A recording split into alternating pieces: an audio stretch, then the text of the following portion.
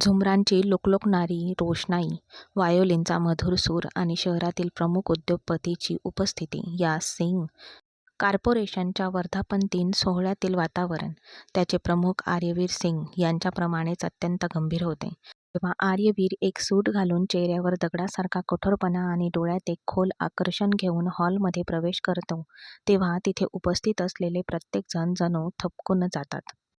त्यांची शिस्त इतकी होती की एखादा पक्षीसुद्धा आपले पंख फडफडण्यापूर्वी परवानगी मागेल, पण आर्यवीरच्या तत्त्वांचा आणि नियमांचा हा किल्ला काही क्षणातच कोसळणार होता. सर्वांसाठी, विशेषतः आर्यवीरसाठी डोकेदुखी ठरलेल्या त्या प्रवेशाचे आगमन तर अजून व्हायचे होते. कॉर्पोरेशनच्या यशामागे आणि झगमगाटामागे एक कटू भूतकाळ दडलेला होता, जो आजच्या व्यावसायिक जगाला पूर्णपणे अज्ञात आहे. अनेक वर्षांपूर्वी जेव्हा सिंग साम्राज्यावर शत्रूंचा हल्ला झाला होता, तेव्हा एक रात्री आर्यवीरच्या वडिलांची हत्या होणार होती. त्यांनी त्यांची गाडी बॉम्बने उडवण्याचा कट रचला होता. पण त्या दुर्दैवी रात्री ऐनवेळी एक महत्त्वाचा दस्तऐवज पोचवण्यासाठी सान्वीच्या वडिलांनी आर्यवीरच्या वडिलांची गाडी घेतली आणि ते दुसऱ्या शहराकडे निघाले. जाताना त्यांच्या मनात काय आले की त्यांनी सान्वी आणि त्याची पत्नी अनिता यांना सोबत घेतले. माहीत नाही, कदाचित सान्वीला त्या दिवशी सुट्टी होती आणि तिला फिरायला नेणे या विचाराने ती सकाळपासून नाराज होते. विनोदजींना वाटले की अशा प्रकारे सान्वीला बाहेर काढता येईल आणि त्यांचे कामही होईल. नकळतपणे आर्यवीरच्या वडिलांवर येणारे संकट सान्वीच्या आईवडिलांनी स्वीकारले. त्या भीषण कार स्फोटात सान्वीचे आईवडील जागीच मरण पावले. सान्वी गंभीर जखमी झाली होती. जेव्हा सिंग कुटुंबाला हे कळले, तेव्हा संपूर्ण कुटुंबावर दुःखाचा डोंगर कोसळला. आर्यवीरच्या वडिलांना आयुष्यभर पश्चाताप झाला की त्यांच्यामुळे त्यांच्या सर्वात विश्वासू मित्राने आणि त्याच्या पत्नीने आपले प्राण गमावले.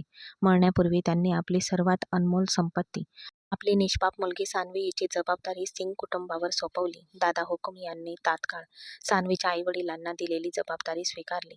तिला कुटुंबाच्या स्वाधीन करण्यात आलं. आजोबा हुकुम यांनी सान्वीच्या आईवडिलांच्या चितेची साक्ष देत वचन दिले होते की जोपर्यंत सिंग घराणे अस्तित्वात आहे, तोपर्यंत सान्वीला कशाचीही कमतरता भासू दिली जाणार नाही. म्हणूनच अवघ्या 15 वर्षाच्या कोवळ्या वयात, डोळ्यात अश्रू आणि मनात आपल्या प्रियजनांना गमावण्याची भीती घेऊन सान्वीने पहिल्यांदा सिंग हवेलीच्या भव्य उंबरठ्यावर पाऊल ठेवले. त्यावेळी ती एक लाजाळू मुलगी होती, जिच्याकडे संपूर्ण कुटुंब कृतज्ञतेच्या आणि तीव्र दुःखाच्या भावनेने पाहत होते. पण कालांतराने आजोबा हुकुम यांच्या निरपेक्ष प्रेमाने आणि आपुलकीने तिच्या अश्रूंचे रूपांतर खोडकरपणात झाले. 5 वर्षे उलटून गेली होती आणि ती निरागस 15 वर्षाची मुलगी आता एक सुंदर 20 वर्षाची तरुणी झाली होती. ती एक उत्साही आणि स्पष्टवक्ती मुलगी बनली होती. या 5 वर्षात त्याने घराच्या कानाकोपऱ्यावर आपला अधिकार प्रस्थापित केला होता आणि संपूर्ण कुटुंब आर्यवीर सिंगच्या रागापुढे झुकत असताना 20 वर्षाच्या सान्वीने तिच्या त्याच खोडकरपणाने, हट्टीपणाने आर्यवीरचे सर्व नियम आणि कायदे मोडण्यात प्रावीण्य मिळवले होते. ती आजही आर्यवीरची पार्टी खराब करणारच होती. सान्वीच्या पार्टीतील प्रवेशाने आर्यवीरचा राग गगनाला भिडला होता. आर्यवीर चेहऱ्यावर व्यावसायिक हास्य ठेवून अत्यंत गांभीर्याने परदेशी ग्राहकांसोबत कोट्यवधी रुपयांचे सौदे निश्चित करत होता. त्याच्या हातात सिंग कॉर्पोरेशनची सर्वात गुप्त आणि महत्त्वाची व्यावसायिक कागदपत्रे होती, ज्यावर सही करण्याचा सोहळा काही क्षणातच सुरू होणार होता. तेवढ्यात हॉलचा जड दरवाजा ढकलून आत शिरताना सान्वी वाऱ्याच्या झुळकेसारखी आत घुसली. एक हातात ज्यूसचा ग्लास, दुसऱ्या हातात आपला लेहेंगा उचललेला आणि चेहऱ्यावर निरागस खोडकर हास्य. पार्टीचे नियम आणि कायदे न जुमानता ती गर्दीतून वाट काढत थेट आर्यवीरकडे गेली. कारण दादांनी तिला आर्यवीरला बोलवायला सांगितले होते, कारण त्यांना त्यांच्याशी काही महत्त्वाचे बोलायचे होते. कुणी काही प्रतिक्रिया देण्याआधीच सान्वीच्या हिलच्या उंच टाचा फरशीवर घसरल्या आणि ती थेट आर्यवीरवर पडली. आर्यवीरने कसाबसा स्वतःला जमिनीवर पडण्यापासून वाचवले आणि सान्वीच्या कमरेभोवती हात टाकून तिलाही पडण्यापासून वाचवले. पण नुकसान तर झालेच होते, ते खूपच जास्त झालं होतं. परिणामी त्या ग्लासमधील लाल रस केवळ आर्यवीरच्या महागड्या डागविरहित पांढऱ्या शर्ट आणि सूटवरच सांडला नाही, तर टेबलावर ठेवलेल्या कोट्यवधी रुपयांच्या मूळ व्यावसायिक कागदपत्रांवरही शाईसारखा पसरला आणि त्यावर लिहिलेले सर्व शब्द एका क्षणात पुसून टाकले. संपूर्ण हॉलमध्ये शांतता पसरली, ज्यामुळे परदेशी ग्राहक डोळे विस्फाटून पाहत राहिले. वीरच्या चेहऱ्यावर रागाची एक भयानक लाट पसरली. त्याने आपल्या मुठी इतक्या घट्ट आवळल्या होत्या की त्याच्या कपाळावरच्या शिरा फुगल्या होत्या. एका झटक्याने त्याने सान्वीचा हात पकडला आणि तिला हॉलच्या अशा भागात ओढले जिथे कोणीही पाहुणे नव्हते. त्याने तिला इतक्या जोराने ओढले की त्याची खरखरीत बोटे सान्वीच्या नाजूक हातात रुजली. स्तब्ध झाली होती आणि वेदनेने तळमळत होती. आर्यवीरचे उग्र रूप पाहताच सान्वीचा सगळा खेळकरपणा नाहीसा झाला आणि ती भयभीत झाली. भीतीने एखाद्या घाबरलेल्या कबुतराप्रमाणे तिने लगेच आपले डोळे घट्ट मिटून घेतले. जसे एखादे कबूतर मांजराला पाहून धोका टळला असे समजून डोळे मिटून घेते, ती पुतळ्यासारखी तिथे उभी होती. मनातल्या मनात शांतपणे हनुमान चालीसा म्हणत देवाला विनवणी करत होती. हे बजरंगबली, माझे रक्षण कर. आज मला या क्रूर माणसाच्या क्रोधापासून वाचव, नाहीतर तो मला जिवंत खाईन. आर्यवीरने आपली जळजळीत नजर सान्वीच्या घाबरलेल्या चेहऱ्यावर रोखली आणि रागाने गुरगुरत शक्य तितक्या हळू आवाजात तिच्यावर गोळी झाडल्याप्रमाणे बोलू लागला. सान्वी, डोळे उघड. डोळे मिटल्याने तू निर्माण केलेला हा गोंधळ, हा गोंगाट नाहीसा होणार नाही. डोळे उघड. त्याचा कठोर आवाज ऐकून सान्वी थरथरली आणि हळूच एक डोळा मग दुसरा उघडला. आर्यवीरचा कठोर चेहरा इतक्या जवळून पाहून ती भयंकर दचकली आणि भीतीने तिच्या तोंडातून शब्द अडखळत बाहेर पडू लागले. ते मिस्टर रागीट माणूस म्हणजे नवरा नाही, माझा भावी नवरा. म्हणजे कुणाला तरी नवरा हवाय. खरं तर तो वाईन रेड होता आणि तुझा कागदपत्रासारखा पांढरा. म्हणून मला वाटलं की थोडा कलर कॉन्ट्रॅस्ट टाकावा. आणि आणि तसंही इतकी कंटाळवाणी बिझनेस मीटिंग सुरू होती. मला फक्त तुला बोलवायला सांगितलं होतं. कोटी-कोटींचा सौदा द्रवरूप करण्यात आला, जेणेकरून तो सहजपणे वाहू शकेल. सान्वी, आर्यवीरची एक भयानक गर्जना संपूर्ण सभागृहात घुमली आणि त्याची गर्जना ऐकून सान्वीसुद्धा दचकली आणि 2 पावले मागे सरकली. आता तिच्या मोठ्या डोळ्यात अश्रू चमकू लागले. सान्वीचे हे मूर्खपणाचे आणि निराधार युक्तिवाद ऐकून त्याचा राग गगनाला भिडला. तो रागाने इतका वेडा झाला होता की जर दादा हुकूम तिथे नसते तर त्याने सान्वीला त्या क्षणी सभागृहाबाहेर हाकलून दिले असते. सान्वीच्या डोळ्यात दाटलेले अश्रू पापण्यांच्या कडातून वाहणारच होते, पण सान्वीच्या डोळ्यातील अश्रू पाहून आर्यवीरचा राग शांत होण्याऐवजी आणखीनच भडकला. तो प्रचंड संतप्त झाला होता. तो गुरगुरला, खबरदार सान्वी, तू डोळ्यातून एक अश्रू जरी बाहेर आला तरी खबरदार. मला हे अश्रू आणि रडणाऱ्या मुलींचा तिरस्कार आहे. जगातल्या सगळ्या चुका तू स्वतःच करतेस आणि मग नंतर अशी रडतेस आणि निरागस आणि पीडित असल्याचं नाटक करतेस. आर्यवीरचा कठोर निर्दयी आवाज ऐकून सान्वी घाबरली. अश्रू आत ढकलण्याच्या व्यर्थ प्रयत्नात तिने घाबरलेल्या लहान मुलाप्रमाणे वेगाने पापण्या मिचकावल्या, पण तिच्या सर्व प्रयत्नांनंतरही 2 मोठे अश्रू तिच्या पापण्यांच्या कोपऱ्यातून बाहेर पडले आणि तिच्या गुलाबी गालावरून ओघळले. या संपूर्ण घरातलं प्रत्येक जण तिला फुलासारखं वागवत असे, फक्त आर्यवीर वगळता, जो तिला नेहमीच एका लहान मुलासारखं वागवत असे. त्याने तिला रडायला कारण दिलं होतं. तेवढ्यात रागाने फुत्कारत आर्यवीर तिच्या दिशेने 2 पावले पुढे आला. सान्वीच्या चेहऱ्यावर त्याची नजर पडताच त्याची पुढची पावले थिजून गेली आणि ओठातून बाहेर पडणारे कटू शब्द घशातच अडकले. तो फक्त तिच्याकडे पाहतच राहिला. या रडणाऱ्या रूपात सान्वी अत्यंत सुंदर दिसत होती. तिचा चेहरा उजळला होता आणि राग आणि भीती, तिचे दोन्ही गोरे गाल आणि तिचे छोटे नाजूक नाक टोमॅटोसारखे लाल झाले होते. आपले हुंदके आणि रडणे दाबण्याच्या प्रयत्नात तिने निर्दयीपणे आपला गुलाबी लालसर खालचा ओठ चावला होता, ज्यामुळे तिचा चेहरा दुखू लागला होता. पण एक अशी मनमोहक निरागसता प्रकट झाली होती, जिचे शब्दात वर्णन करणे अशक्य होते. रडल्यामुळे अश्रूंनी भरलेले तिचे मोठे हरणीसारखे डोळे अधिकच खोल, जादुई आणि तेजस्वी दिसत होते. जणू काही पाण्याखाली 2 अनमोल हिरे तरंगत आहेत. या भव्य हॉलच्या झगमगाटात सान्वी दवबिंदूंनी भिजलेल्या एखाद्या नाजूक कळीप्रमाणे निरागस दिसत होती. आजच्या व्यावसायिक वर्धापनदिनी पार्टीची थीम काळा होती आणि सान्वीने त्या थीमचे मूर्तिमंत रूप धारण करत एक अप्रतिम काळ्या रंगाचा नेट ऑर्गेन्झा अनारकली लेहेंगा परिधान केला होता. त्या गडद काळ्या ड्रेसवरील नाजूक चांदीच्या धाग्यांचे काम सान्वीच्या दुधासारख्या पांढऱ्या रंगाच्या पार्श्वभूमीवर एक विलक्षण विरोधाभास निर्माण करत होते. ती अशा प्रकारे फुलली होती की जणू अमावस्येच्या काळोख्या रात्रीत पौर्णिमेचा चंद्र आपला प्रकाश पसरवत होता. लेहेंग्याचा खोल आणि जड घेर जमिनीला टेकला होता आणि त्याच्या बिनबाहू ब्लाऊजने सान्वीचे नाजूक खांदे आणि तिचे गळ्याचे हाडे पूर्णपणे खुलून दिसत होते. तिच्या गळ्यातील एक बारीक चांदीची साखळी आणि कानातील लहान हिऱ्यांच्या झुमक्यांनी सान्वीचा साधेपणा अधिकच मोहक बनवला होता. आर्यवीरने सान्वीला यापूर्वी अनेकदा पाहिले होते, पण इतक्या जवळून कधीच नाही. कदाचित त्याला कधी संधीच मिळाली नसेल.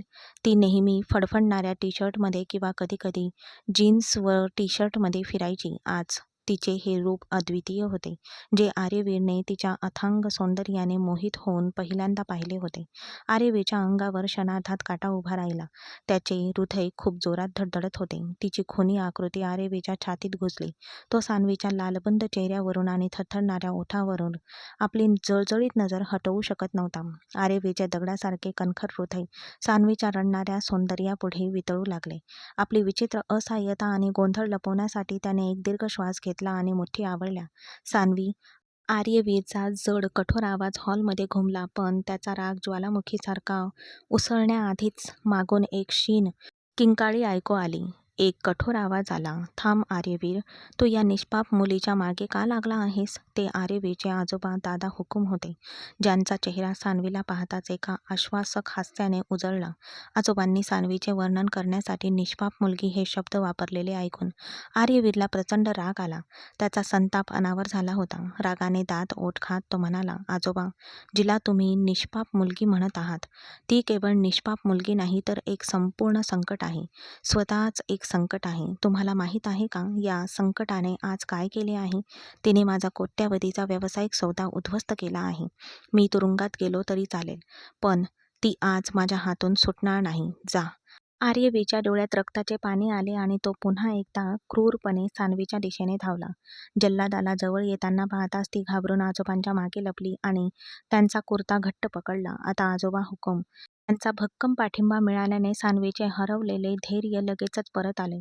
आजोबांच्या संरक्षणाखाली सुरक्षित पोहोचताच तिचे सर्व चाळे पुन्हा सुरू झाले. तिने आजोबांच्या खांद्यामागून किंचित डोकावून पाहिले, डोळे मोठे केले आणि जीभ बाहेर काढून आर्यवीरला चिडवण्यासाठी विचित्र चेहरे बनवू लागली. सान्वीच्या धाडसी आणि खोडकर वागण्याने आगीत तेल ओतले. त्याचा परिणाम झाला. आर्यवीरचा राग इतका भडकला की तो तिचा गळा दाबण्याच्या उद्देशाने पुढे झेपावला. पण आजोबांनी सान्वीला आपल्या जवळ ओढले आणि आर्यवीरला रागवले. आर्यवीर, तू विसरलास की आज जर सिंग कॉर्पोरेशन अस्तित्वात असेल आणि तू या पदावर उभा आहेस तर ते केवळ सान्वीच्या वडिलांच्या दयाळूपणामुळे आणि त्यागामुळेच आहे. ही मुलगी या घराची शान आहे, पाहुणी नाही. आजोबांच्या शब्दांनी आर्यवीरच्या चेहऱ्यावरचा संताप अधिकच गडद झाला.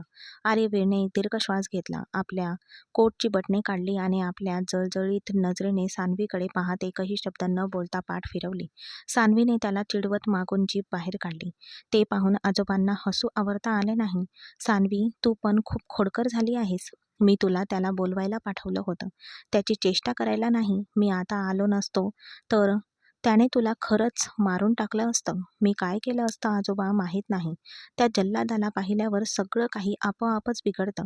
मी आरामात तुमचा निरोप द्यायला जात होते. माहीत नाही माझा पाय कसा मुरगळला आणि सगळं काही खराब झालं. धन्यवाद आजोबा, तुम्ही येऊन मला त्या जल्लादापासून वाचवलं, नाही तर त्याने आज खरंच माझं रक्त प्यायलं असतं. सान्वी हसत म्हणाली. मग आजोबांनी तिच्या डोक्यावर हात ठेवून तिला खूप प्रेम दिले. ठीक आहे, आतापासून त्याच्यासमोर कमी वेळा ये. तो खूप रागावला आहे. त्याचा राग शांत होईपर्यंत त्याच्यासमोर जाऊ नकोस.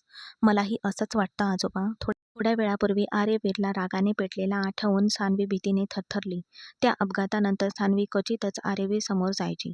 कधी वाद झालाच तर ती पटकन तिथून निसटून पळून जायची. दरम्यान गेल्या काही दिवसांपासून आजोबांची तब्येत खालावली होती. आजोबांना वाटू लागले होते की कदाचित त्यांची शेवटची वेळ आली आहे आणि त्याआधी त्यांना काहीतरी महत्त्वाचं करायचं होतं. आणि त्या दिवशी आजोबांनी जेवणाच्या टेबलावर एक असा निर्णय जाहीर केला ज्याने सर्वांना चकित केलं, आर्यवीर आणि सान्वीच्या लग्नाचा निर्णय. आर्यवीरसाठी ही त्याच्या तत्त्वांची आणि आत्मसन्मानाची बाब होती. एक असा सौदा झाला होता तो या खोडकर, शिस्त नसलेल्या मुलीला आपल्या आयुष्यात कधीच सामील करून घेऊ शकणार नव्हता. आजोबा हुकूम जेवणाच्या टेबलापाशी गंभीर चेहऱ्याने बसले होते, तर संपूर्ण कुटुंब आश्चर्याने पाहत उभे होते. आर्यवीरने आपला कोट काढला, तो सोफ्यावर फेकला आणि रागाने एक मोठा श्वास घेतला. तो काहीतरी बोलणारच होता तेवढ्यात त्याच्या आजोबांचा कठोर आवाज घुमला. मी ठरवलंय. आर्यवीर आणि सान्वीचं लग्न पुढच्या महिन्याच्या 1 तारखेला होईल. हे ऐकून जणू काही संपूर्ण हॉलमध्ये बॉम्बच फुटला. आर्यवीरची आई गायत्री देवी घाबरून पुढे सरकली. आर्यवीर आणि सान्वी एकमेकांसाठी अजिबात योग्य नव्हते. गायत्रीला आपल्या मुलाचा स्वभाव चांगलाच ठाऊक होता. तो सान्वीसारख्या खोडकर आणि अपरिपक्व मुलीला आपली जीवनसाथी म्हणून कधीच स्वीकारू शकत नव्हता.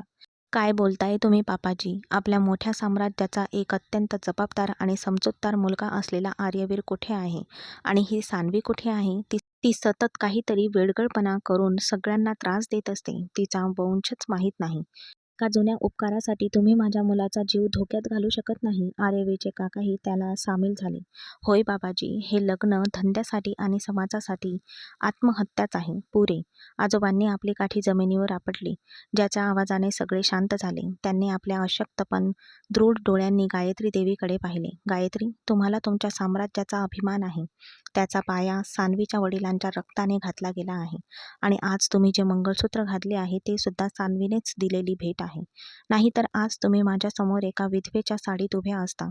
माझी ढासळती प्रकृती साक्ष आहे की माझ्याकडे जास्त वेळ नाही आणि जोपर्यंत मी जिवंत आहे तोपर्यंत मला या मुलीला तिचे हक्क आणि संरक्षण द्यायचं आहे.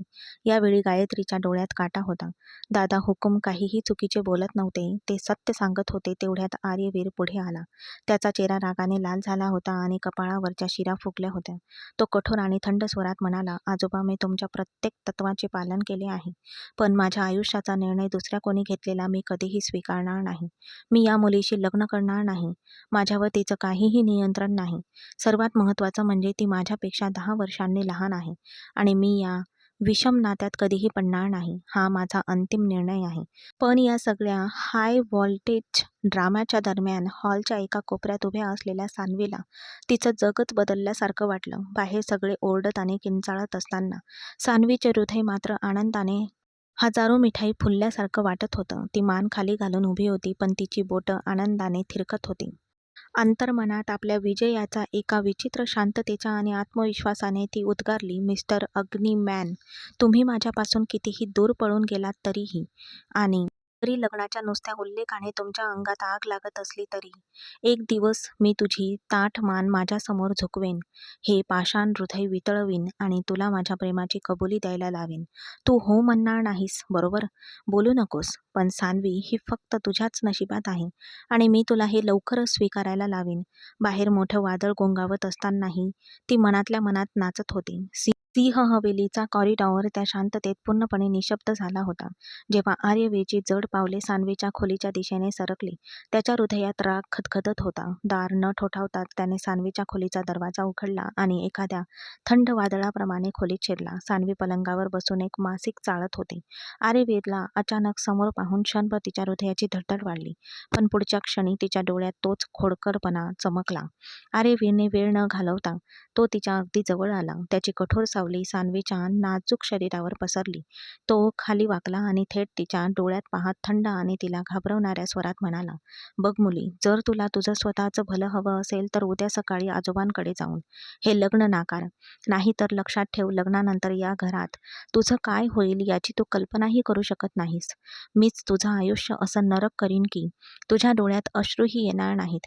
त्याच्या या भयंकर धमकीने घाबरण्याऐवजी सान्वीने डोळे फिरवले आणि मासिक बाजूला ठेवून आरामात पलंगावर टेकली. चेहऱ्यावर निरागस भाव आणून तिने विचारले, का तुम्ही काही ड्रॅक्युला आहात का? तो लग्नानंतर माझं रक्त पिणार आहे आणि मी हे लग्न का नाकारावं? मला एवढा मोठा महाल, एवढी प्रसिद्धी आणि सगळ्यात महत्त्वाचं म्हणजे एवढा देखणा नवरदेव फुकट मिळतोय. ती एक पाऊल पुढे टाकून आरेवेच्या अगदी जवळ आली. तिने हनुवटीवर बोट ठेवून त्याच्या डोळ्यात बघत किलबिलाट केला. आर्यवीरने रागाने ते झटकून टाकले आणि तिच्याकडे रोखून बघत म्हणाला, असो, तू कधी आरशात स्वतःला नीट बघितलं आहेस का? तू किती गोड आहेस. तू तुझ्या त्या सडक्या चेहऱ्यावर नेहमी रागच ठेवतोस. जर तू चेहऱ्यावर थोडं जरी हसू आणलंस तर शपथ, तू अजूनही गोंडस दिसशील. म्हणूनच मिस्टर पियान्से, तुमच्याशी लग्न करायला माझा काहीच आक्षेप नाही. ती पियान्से या शब्दावर जोर देत म्हणाली, सान्वी. आर्यवीरचा संयम सुटला. त्याने रागाने मुठी आवळल्या. पण जेव्हा त्याचा राग अनावर झाला तेव्हा त्याने हात पुढे करून सान्वीचा नाजूक हात आपल्या मजबूत बोटांमध्ये पकडला आणि एका झटक्यात तिला आपल्याकडे वळवले. आता त्यांच्यातील अंतर नगण्य झाले होते. आर्यवीरचा गरम श्वास थेट सान्वीच्या चेहऱ्यावर आदळत होता. आर्यवीरच्या जवळ आल्याने सान्वीच्या हृदयाची धडधड वाढली.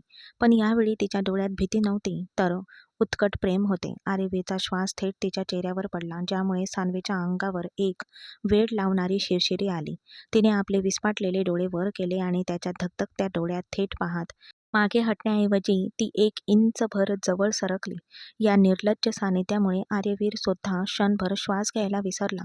सान्वीच्या ओठांवर एक उन्मादक, खोडकर हास्य उमटले. तिने हळूच आपली नाजूक बोटे उचलली आणि आर्यवीरच्या कोटाचे बटन हळुवारपणे फिरवत थरथरत्या पण धुंद करणाऱ्या आवाजात कुजबुजली, रागात. "तुम्ही तर अजूनच देखणे दिसताय, मिस्टर रागीट माणसा. तसं तुझं हृदय इतकं जोरजोरात धडधडतंय, ते रागामुळे की तू माझ्या इतक्या जवळ आल्यामुळे?" या अचानक आणि स्पष्ट बोलण्याने आर्यवीच्या मनातील सगळा राग क्षणात तीव्र उत्कटतेत बदलला. सान्वीच्या डोळ्यात निरखून पाहत तो अतिशय हळू, खोल आणि जड आवाजात म्हणाला, "तू शुद्धीत आहेस का मुली? तुझं वय आणि तुझं हे नाजूक शरीर बघ. तू माझ्यापेक्षा 10 वर्षांनी लहान आहेस. तुझं अस्तित्व माझ्यासमोर लोण्यासारखं आहे. मी तुला थोडं जरी दाबलं, तरी तुझे तुकडे तुकडे होतील. तुला माहीत आहे, लग्न फक्त नावापुरता नसतं. लग्नानंतर करण्यासारखं खूप काही असतं. एकाच खोलीत, एकाच पलंगावर तू हे कसं सहन करणार? लग्नानंतरच्या माझ्या तीव्रतेची तुला भीती वाटेल. माझ्या या रागट आणि कठोर स्पर्शाची आणि माझ्या या वेड्या उत्कटतेची. मला भीती वाटते की तुझ्या लग्नाच्या पहिल्याच रात्री तुझा जीव जाईन. माझी ही बाजू तू आयुष्यभर कशी सहन करणार?" आर्यवीरने मुद्दाम आपल्या आवाजात एक पुरुषी अधिकार आणि खोल दरारा आणला, जेणेकरून सान्वी भीतीने मागे सरकेल. सान्वीच्या हातांवर त्याच्या बोटांचा दाब वाढला, ज्यामुळे सान्वीच्या संपूर्ण शरीरातून एक अनोळखी शिरशिरी गेली. आर्यवीच्या इतक्या जवळ असल्याने आणि त्याला त्याच्या लग्नाच्या रात्रीबद्दल बोलताना ऐकून सान्वीचे गोरे गाल लाजेने लाल झाले. तिचे हृदय आतून धडधडत होते. पण सान्वी ही सान्वीच होती. तिची इच्छा न मागताच पूर्ण होत असताना ती मागे कशी राहू शकली असती? जेव्हा ती पहिल्यांदाच या घरात आली होती, तेव्हा तिला आर्यवीर सर्वात विचित्र आणि उद्धट व्यक्ती वाटला होता, जो तिच्याशी कधीही बोलणार नाही. पण कुणास ठाऊक, कधी या उद्धट आणि गर्विष्ठ व्यक्तीनेच तिच्या मनात ताबा मिळवून आपले वर्चस्व प्रस्थापित केले होते.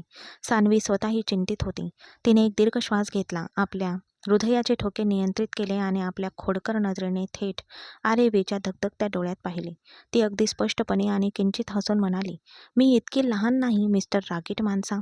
मी 20 वर्षाची एक तरुणी आहे आणि तुमच्या त्या आवेशाबद्दल आणि तीव्रतेबद्दल बोलायचं झालं तर माझं तुमच्यावर प्रेम आहे. लग्नाच्या रात्री तू मला थोडा जरी त्रास दिलास, तर मी तो त्रास आणि तुझी ही उत्कटता हसतमुखाने सहन करेन.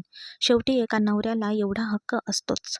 सान्वीची ही धाडसी, निर्भय आणि किंचित निर्लज्ज वृत्ती पाहून आर्यवीर पार हादरून गेला. सान्वीच्या हातावरची त्याची पकड आपोआपच सैल झाली. त्याला वाटत होतं की ती मुलगी रडायला लागेल किंवा लग्न मोडायला तयार होईल. पण इथे तर डावच उलटला होता. त्याने सान्वीचा हात झटकून दूर केला. 2 पावले मागे सरकला आणि या वेड्या मुलीला आता कसं हाताळावं या विचारात वैतागून डोके चोळू लागला. तिच्याकडे एक रेषपूर्ण कटाक्ष टाकत तो लांब पावले टाकत खोलीतून बाहेर पडला. हृदयाची धडधड आवरत ती पलंगावर बसली. "अरे देवा, किती निर्लज्ज आणि उद्धट माणूस आहे तो." सान्वी रागाने म्हणाली, "म्हणजे तू काही कमी नव्हतीस. तू सुद्धा त्याच्या संभाषणात तितकीच सहभागी होतीस." तिच्या मनातून एक आवाज आला. स्वतःचे शब्द आठवून ती खूप लाजून लाल झाली आणि दोन्ही हातांनी आपला चेहरा झाकला. खिडकीतून येणारी थंड झुळूकही आर्यवीच्या मनात पेटलेली आग विझवू शकली नाही. सान्वीच्या खोलीतून बाहेर पडून तो आपल्या अभ्यासिकेत परतला. त्याने टेबलावरचा पाण्याचा ग्लास एका घोटात रिकामा केला आणि डोळे मिटले. डोळे मिटताच त्याला 2 वर्षाच्या निरागस मुलाचे दृश्य डोळ्यासमोर आले. आज सकाळीच भेटलेल्या त्या मुलाचा चेहरा त्याच्या डोळ्यासमोर आला. त्याचा सुगंध घेत त्याने त्याला बराच वेळ आपल्या छातीशी कवटाळले. काहीही नसतानाही ते मूल त्याच्यासाठी सर्वस्व होते. तोच त्याचे जीवन, त्याचे संपूर्ण जग होता. त्याच्या आणि त्या मुलामध्ये एक विलक्षण नाते निर्माण झाले होते. सान्वीचे लहान वय, तिचा भोळेपणा आणि तिच्या खोडकरपणामुळे तो या लग्नापासून पळ काढत आहे, असे सर्वांना वाटत होते. पण सत्य हे होते की सिंग हवेलीच्या या उंच भिंतींमागे एक असे रहस्य दडले होते, ज्याबद्दल त्याच्या आजोबांनाही माहिती नव्हती. बरोबर 3 वर्षांपूर्वी त्याच्या आयुष्याने एक असे वळण घेतले होते, ज्यामुळे तो कायमचा बदलला होता. ती एक खूप वादळी आणि मुसळधार पावसाची रात्र होती. आर्यवीर एका निर्जन पुलावरून आपली गाडी चालवत होता. तेव्हा त्याला एक मुलगी खळवळलेल्या नदीत उडी मारणार असल्याचे दिसले. आपल्या कठोर स्वभावाच्या विरुद्ध जाऊन आर्यवीरने क्षणभरही न थांबता धावत जाऊन त्या मुलीचा हात पकडला आणि तिला मागे खेचले. ती मुलगी जमिनीवर कोसळली. तिच्या डोळ्यातून अश्रू ओघळत होते. शुद्धीवर येताच तिने आर्यवीरची कॉलर पकडली आणि जोरजोरात रडू लागली. "तुम्ही का वाचवलंत? तुम्ही मला जिवंत का ठेवलंत? आज वाचवलं तर काय झालं? उद्या मी पुन्हा माझा जीव देईन. मला या क्रूर जगात जगायचं नाही. मला मरू द्या. माझ्याकडे जगण्यासाठी काहीही उरलेलं नाही. सगळं काही संपलं आहे. त्या मुलीने हुंदके देत सांगितलेल्या सत्याने आर्यवीर पूर्णपणे खचून गेला. ती गर्भवती होती आणि ज्याला तिने आपला मानले होते, तिच्या प्रियकराने तिचा विश्वासघात करून तिला या अवस्थेत एकटे सोडले होते. समाजाचे टोमणे, तिच्या कुटुंबाची नामुष्की आणि तिच्या गर्भातील निष्पाप बाळाचे आयुष्य, ती पूर्णपणे खचून गेली होती. त्या रात्री तिचा जीव वाचवण्यासाठी आणि तिच्या गर्भातील बाळाला नाव देण्यासाठी आर्यवीरने एक असा निर्णय घेतला, ज्यामुळे त्याचा स्वतःचा जीव धोक्यात आला. त्याने कोणतेही प्रेम न ठेवता केवळ मानवतेप्रती असलेल्या कर्तव्याच्या भावनेतून दरबारात गुपचूप तिच्याशी लग्न केले. ते लग्न म्हणजे केवळ एक तडजोड होती, बुडत चाललेल्या आयुष्याला आधार देण्याचा एक मार्ग. लग्नानंतर तो तिला आपल्या अपार्टमेंटमध्ये घेऊन गेला आणि तिथे तिला सर्व प्रकारच्या सुखसोयी पुरवल्या.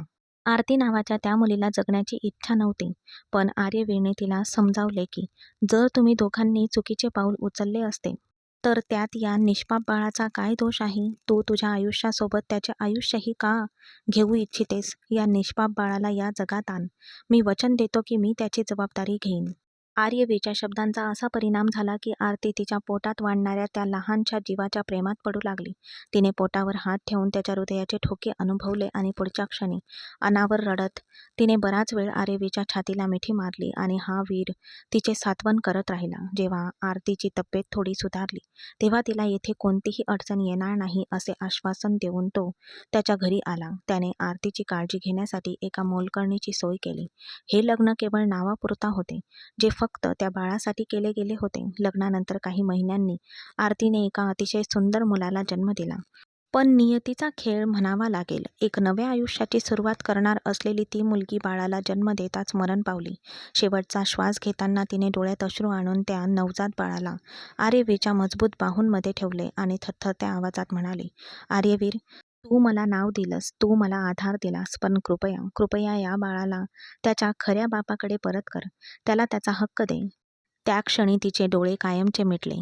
त्या घटनेला 2 वर्ष उलटून गेली होती. गेल्या 2 वर्षापासून आर्यवीर त्या कपटी बापाला शोधण्यासाठी रात्रंदिवस आपल्या सर्व प्रभावांचा वापर करत होता.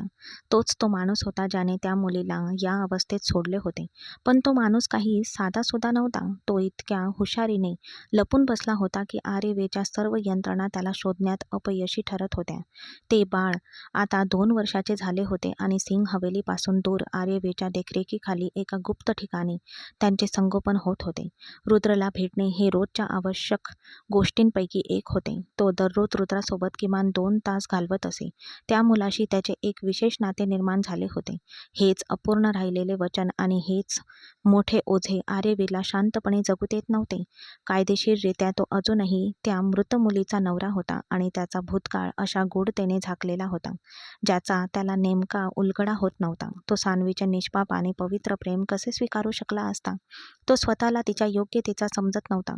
सिंग हवेलीच्या गंभीर आणि तणावपूर्ण वातावरणात अखेर निर्णय घेण्यात आला. आजोबांची ढासळती प्रकृती आणि डोळ्यात दाटून आलेले अश्रू पाहून आर्यवीरचा हट्ट गळून पडला. जड अंतकरणाने घराण्याची प्रतिष्ठा आणि आजोबा हुकूम यांच्या अखेरचे इच्छेचा आदर करत आर्यवीरने लग्नाला होकार दिला. पण त्याचा हा निर्णय आनंदाचा नव्हता, तर एक थंड तडजोड होती. आणि ही गोष्ट त्याला सान्वीला स्पष्ट करायची होती. लग्नाचे विधी सुरू होण्यापूर्वी आर्यवीरने सान्वीला पुन्हा एकदा थांबायला सांगितले.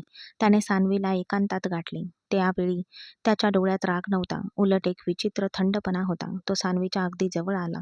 तिच्या खेळकर डोळ्यात निरखून पाहत अगदी सपाट आणि कठोर स्वरात म्हणाला, आजोबांसाठी मी या लग्नाला होकार दिला आहे मुली.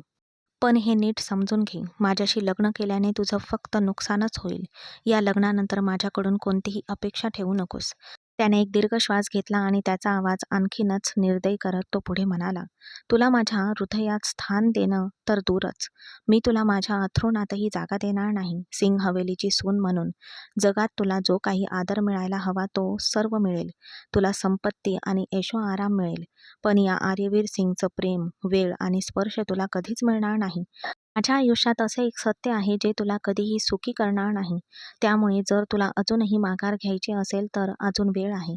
आर्यवीरला वाटतं की ही शेवटची आणि सर्वात कटू कबुली ऐकून सान्वीचं हृदय तुटेल आणि ती ढसाढसा रडेल आणि कदाचित या लग्नाला नकारही देईल. पण सान्वीच्या चेहऱ्यावर काही क्षण रेंगाळलेली उदासी एका क्षणात नाहीशी झाली. तिच्या चेहऱ्यावर नेहमीच निरागस हास्य होतं. तिने डोळे मिचकावले आणि शांतपणे म्हणाली, बिछाण्याची काळजी करू नका मिस्टर रागीट माणसा. आणि तसंही मला माझे पाय संपूर्ण पलंगावर पसरवून एकटं झोपण्याची सवय आहे. तुझ्या येण्याने माझी जागा कमी झाली असते. आणि माझ्या हृदयाबद्दल बोलायचं झालं तर जमीन कितीही ओसाड आणि खडकाळ असली तरीही जर तू त्यावर रोज प्रेमाने पाणी ओतलंस तर एक दिवस ती जागासुद्धा बहरून जाईल. मी तुझ्या या पाषाण हृदयात माझं स्थान निर्माण करायला येत आहे. मला थांबवू शकत असशील तर थांबव. अन्वीच्या आढळ विश्वासाने आणि निर्भय वृत्तीने आर्यवीर आतून हादरून गेला होता. एकही शब्द न बोलता त्याने मुठ्ठी आवळल्या आणि तो वळून गेला. या मुलीमध्ये खरंच त्याच्या भूतकाळाचे दगड वितळवण्याची शक्ती आहे की नाही याबद्दल तो सांशक होता. हळदीचा सोहळा संपला होता. रात्रीची शांतता संपूर्ण सिंग हवेलीत पसरली होती. पण आर्यवीरच्या डोळ्यांना झोप तर दूरच होती. लग्नाचा ताण, सान्वीचं स्पष्ट बोलणं आणि त्याच्या भूतकाळाचं दडलेलं ओझं. विचारांचं वादळ त्याच्या मनात घोंगावत होतं. आपली अस्वस्थता आवरण्याचा प्रयत्न करत काळ्या रेशमी कुर्त्यातला आर्यवीर जड पावलांनी घरामागील प्रशस्त बागेत फेऱ्या मारत होता. थंड वाऱ्याची झुळूकही त्याच्या आतली उष्णता शांत करू शकत नव्हती. मग रात्री बरोबर 2 वाजता हवेलीच्या भव्य लोखंडी दरवाजातून जाणाऱ्या एका चकचकीत स्पोर्ट कारचे लखलखते दिवे थेट बागेतील झाडांवर पडले. गाडीच्या घरघरीच्या आवाजाने शांतता भंग केली. आर्यवीरची पावले थांबली. त्याने जळजळीत नजरेने पाहिले. ती सूर्यवीरची गाडी होती. आज घरी त्याच्या स्वतःच्या भावाचा हळदीचा कार्यक्रम होता. तो एक असा विधी होता ज्यासाठी संपूर्ण कुटुंबाची उपस्थिती आवश्यक होती. पण सूर्यवीर संपूर्ण कार्यक्रमाला गैरहजर होता आणि आता रात्रीच्या या वेळी घरी परत येत होता. आर्यवीरचा पारा चढला. तो वेगाने चालत थेट गाडीच्या दारापाशी उभा राहिला. सूर्यवीर गाडीतून बाहेर पडतात त्याच्या शर्टची वरची 3 बटणे उघडी होती. त्याचे केस विस्कटलेले होते आणि त्याच्या डोळ्यात एक खेळकर, आळशी भाव होता. आर्यवीरला समोर पाहताच त्याच्या ओठांवर एक खोडकर, बेफिकीर हास्य उमटले. "ए दादा, इतक्या रात्री इथे पहारा देत आहेस? कुठे होतास सूर्यवीर?" आर्यवीरचा जड कठोर आवाज अंधारात घुमला. त्याचा राग जणू लाव्हात रूपांतरित होत होता. "आज घरी हळदीचा कार्यक्रम नाहीये. ही एक रीत होती. आजोबा तुझी वाट बघत होते आणि तू पहाटे 2 वाजता या अवस्थेत घरी येतोयस?" आर्यवीर 2 पावले पुढे सरकला तेव्हा त्याला हवेत महागड्या दारूचा आणि एका अनोळखी बाईच्या परफ्यूमचा उग्र वास आला. आर्यवीरचा चेहरा किळस आणि रागाने कठोर झाला. त्याने सूर्यवीरची कॉलर पकडण्यासाठी बोट आवळली. "सूर्यवीर, दारू पिऊन घरी आलास का? तुला काही लाज आहे का की तीही विकून टाकलीस? तुझ्या या व्यभिचारात तू या घराचे शिष्टाचार आणि रीत विसरला आहेस का?" सूर्यवीरने एक दीर्घ श्वास घेतला, डोळे फिरवले आणि आर्यवीरला मागे सोडून तो आत निघून गेला. आर्यवीर तिथेच मुठ्ठी आवळून उभा राहिला आणि त्याला जाताना पाहत राहिला. एकाच आईची मुले, पण दोन्ही भावांमध्ये किती तफावत होती.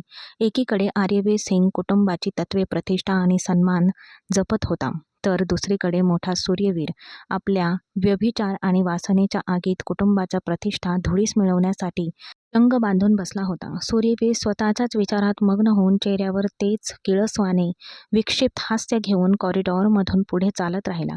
त्याच्या नसांमध्ये संताप खदखदत होता. सिंग मॅन्शनमध्ये लग्नाची सनई घुमत होती आणि संपूर्ण घर प्रकाशाने उजळून निघाले होते. लग्नाच्या कार्यक्रमासाठी हॉल पाहुण्यांनी खचाखच भरला होता. इथे सान्वी तिच्या मैत्रिणींच्या घोळक्यात बसली होती आणि त्या तिच्या हातावरच्या गडद लाल मेहंदीकडे पाहून तिला चिडवत होत्या. सान्वीची जिवलग मैत्रीण जवळ झुकली आणि कुजबुजली, "अगं सान्वी, लग्नाचे विधी फक्त आज रात्रीपर्यंतच आहेत. त्यानंतर खरी परीक्षा सुरू होईल. लग्नाची रात्र. मी ऐकलंय की आमचे दाजी जितके कडक आहेत तितकंच त्यांचा रागही खूप खराब आहे. तू ते सांभाळू शकशील का?" हे ऐकून आत्तापर्यंत आपल्या मोठ्या आवाजाने सगळ्यांना शांत करणारी सान्वी आतून अचानक शहारली. तिच्या गोऱ्या गालावर लाजेची लाली पसरली आणि तिने पापण्या मिटल्या. तिची दुसरी मैत्रीण तिची चेष्टा करत म्हणाली, "अगं बघ, आपली सिहीन आता कशी भिजलेली मांजर झाली आहे. रात्री तुझा नवरा जवळ आला की तू काय करशील?" सान्वीने लाजत आपल्या मैत्रिणीला कोपरखळी मारली. "अगं गप्प बसा तुम्ही दोघी. तू मूर्खपणा करत आहेस. जरी तू बाहेरून लाजाळू असली तरीही." आर्यवीरच्या खोलीत बोललेले ते शब्द तिच्या हृदयात घुमत होते.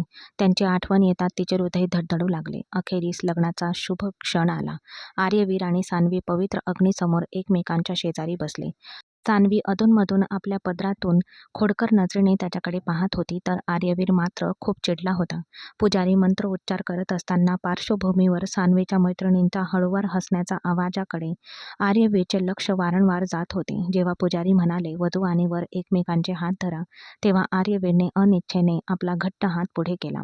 सान्वीने हात धरताच तिचा लहानसा नाजूक हात आपल्या तळहातावर ठेवताच आर्यवीरला आपली बोटे थरथरताना जाणवली. त्याने सान्वीकडे नजर टाकली. ती खाली मान घालून उभी होती, तर तिच्या ओठांवर एक मंद स्मित उमटले होते. आर्यवीरने आपल्या मुठी आवरल्या आणि पुटपुटला, "या नाटकाची काही गरज नव्हती." सान्वी हळूच कुजबुजली, "माझे प्रिय पती, आता मी तुमचा हात धरला आहे. आता 7 जन्मातही तो सोडणे कठीण जाईल." सान्वीच्या शब्दांनी आर्यवीरचा संताप वाढला, पण आपल्या आजोबांचे शीन आणि आशेचे डोळे पाहून त्याने स्वतःला आवरले. फेरे पूर्ण झाले, कुंकू लावले गेले आणि अशा प्रकारे द्वेष, उत्कटता आणि एकतर्फी निरपेक्ष प्रेमाच्या धाग्याने हे दोघे कायमचे एकत्र आले. ते एका पवित्र बंधनात बांधले गेले होते. सिंह हवेलीतील ती आलिशान खोली, जी एकेकाळी केवळ आर्यवीरच्या कटुतेची आणि मौनाची साक्षीदार होती, आता फुलांच्या सुगंधाने आणि मेणबत्तींच्या मंद प्रकाशाने भरून गेली होती. लग्नाचे सर्व विधी पूर्ण झाले होते आणि वधूच्या पोशाखात व पदर घेऊन सान्वी मोठ्या पलंगाच्या अगदी मध्यभागी बसली होती. तिचे हृदय धडधडत होते. तेवढ्यात दरवाजा उघडला आणि आर्यवीर खोलीत आला. आपल्या शेरवानीची काही बटणे उघडी ठेवून तो नेहमीप्रमाणेच कठोर आणि गंभीर दिसत होता, पण त्याच्या डोळ्यात एक विचित्र अस्वस्थता होती. त्याने सान्वीकडे पाहिलेही नाही, तर तो थेट ड्रेसिंग रूमकडे गेला. कपडे बदलले आणि हातात उशी व ब्लँकेट घेतले आणि तो बाहेर आला. सान्वी अजूनही त्याच स्थितीत बसली होती. ती रात्र आणि सान्वीच्या जवळ जाण्याच्या भावना टाळण्यासाठी तो सान्वीपासून दूर सोफ्याकडे जाऊ लागला. "तर मग तुम्ही खरंच तुमच्या लग्नाची रात्र सोफ्यावर घालवणार आहात, मिस्टर रागीट माणसा?" सान्वीच्या मंजूळ आवाजाने शांतता भंग केली. तिने स्वतःच आपला पदर काढला होता. भरजरी दागिने आणि लाल साडीतील तिचा चंद्रासारखा चेहरा या क्षणी अधिकच सुंदर दिसत होता. आर्यवीरने तिच्या तेजस्वी सौंदर्यावरून आपली नजर लगेच दुसरीकडे वळवली. सोफ्यावर बसून तो कठोर स्वरात म्हणाला, "मी तुला आधीच सांगितलंय, माझ्याकडून कोणतीही अपेक्षा ठेवू नकोस. हा पलंग तुझा आहे आणि हा सोफा माझा आहे. शांतपणे झोप." "अरे, पण मला एकटं राहायला भीती वाटते." सान्वीने निरागस चेहरा केला आणि पलंगावरून उठून थेट आर्यवीरकडे गेली. तिच्या पैंजणांच्या किणकिणाटाने आर्यवीरच्या हृदयाची धडधड वाढली. सान्वी मुद्दामून येऊन सोफ्यावर त्याच्या अगदी जवळ बसली. आर्यवीरने तिच्याकडे रागाने पाहिले आणि तो थेट मागे सरकला, पण सान्वी त्याला आणखी चिडवण्याच्या आणि भडकवण्याच्या निश्चयाने जवळ आली. तिने आपली नाजूक बोटे उचलली आणि हळुवारपणे आर्यवीरच्या धगधगत्या कठोर ओठांवर फिरवली. आर्यवीरने आश्चर्याने तिच्याकडे पाहिले, पण सान्वी थांबली नाही. ती खाली वाकली आणि त्याच्या कुर्त्याच्या बटनांशी खेळू लागली. या अनपेक्षित स्पर्शाने आर्यवीरचे संपूर्ण शरीर भावनांनी भरून आले. त्याने स्वतःला आपल्या भावनांना आवर घालण्याचा आटोपशीर प्रयत्न केला, पण स्वतःला सावरत त्याने सान्वीला स्वतःपासून दूर ढकलण्याचा प्रयत्न केला आणि कठोरपणे म्हणाला, "सान्वी, बाजूला हो."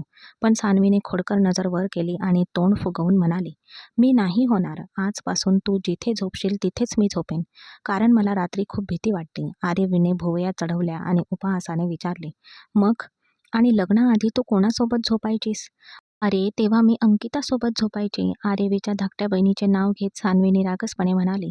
मग आर्यवीरच्या चेहऱ्याजवळ जाऊन तिने त्याच्या डोळ्यात डोळे घालून विचारले, "असो, एक गोष्ट सांग, तुला माझ्यासोबत का झोपायचे नाही? तुला तुला माझी भीती वाटते का?" "मी मी तुला घाबरत नाही मुली." आर्यवीरने आपली थुंकी गिळली. सान्वीच्या जवळ आल्याने त्याची छाती वेगाने वर खाली होत होती. आपल्या खोल घोगऱ्या आवाजात तो पुढे म्हणाला, "खरं तर मी तुझ्या जवळ गेल्यावर जी आग पेटेल तिची मला भीती वाटते. म्हणूनच मी तुला माझ्यापासून दूर राहायला सांगत आहे. पहिलं म्हणजे तू मला सारखं मुलगी का म्हणत आहेस? माझं नाव सान्वी आहे. आणि दुसरं म्हणजे मी दूर का राहावं? आपलं लग्न झालंय आणि लग्नानंतर नेहमीच लग्नाची रात्र असते, नाही का?" सान्वी आपल्या मोठ्या डोळ्यात प्रचंड निरागसता घेऊन म्हणाली आणि 1 इंचभर त्याच्याजवळ सरकली. तिच्या श्वासाचा गंध आर्यवीरच्या चेहऱ्यावर रेंगाळत होता. त्याची जळजळीत नजर सान्वीच्या संपूर्ण अस्तित्वावर खिळली होती. एका मंत्रमुग्ध करणाऱ्या क्षणी सान्वीचा रेशमी दुपट्टा तिच्या खांद्यावरून सरकून तिच्या मांडीवर पडला. ज्या क्षणी तो दुपट्टा बाजूला झाला, जणू काही ढगामागून चंद्रच प्रकट झाला होता. आता तिने फक्त एक छोटं नाजूक भरतकाम केलेलं ब्लाऊज घातलं होतं, ज्यातून तिच्या उमलत्या तारुण्याची वळणे आणि तिची सुडौल तरुण शरीरयष्टी पूर्णपणे दिसत होती. तिचे मखमली शरीर दिव्याच्या ज्योतीप्रमाणे चमकत होते, ज्यामुळे खोलीच्या मंद प्रकाशात एक जादुई मोहिनी पसरली होती.